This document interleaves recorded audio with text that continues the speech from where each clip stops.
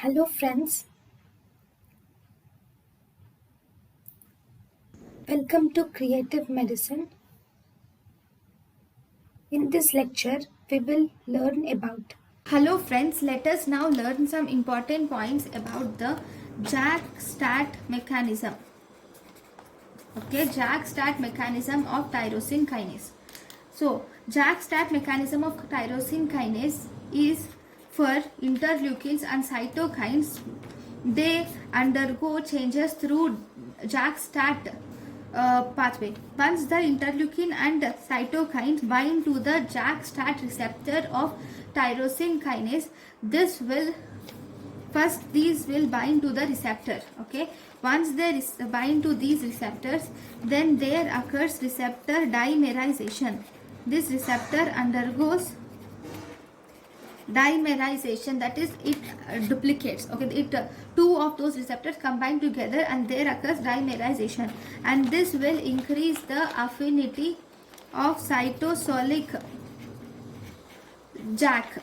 This will increase the affinity of cytosolic JAK. What is JAK? JAK is Janus kinase.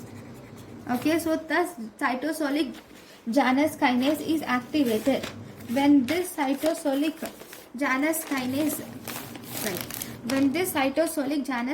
is activated, this will cause phosphorylation.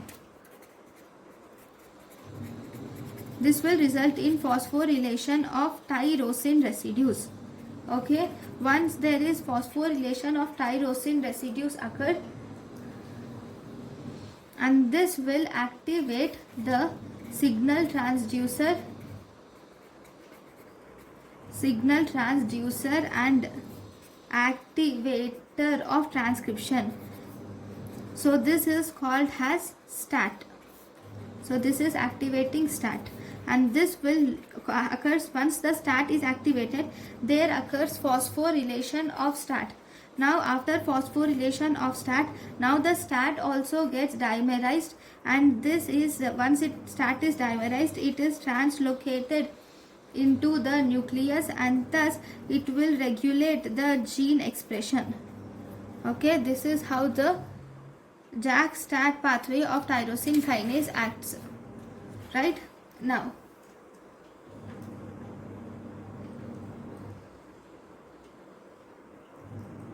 thank you for watching. Thank you and thank you for watching.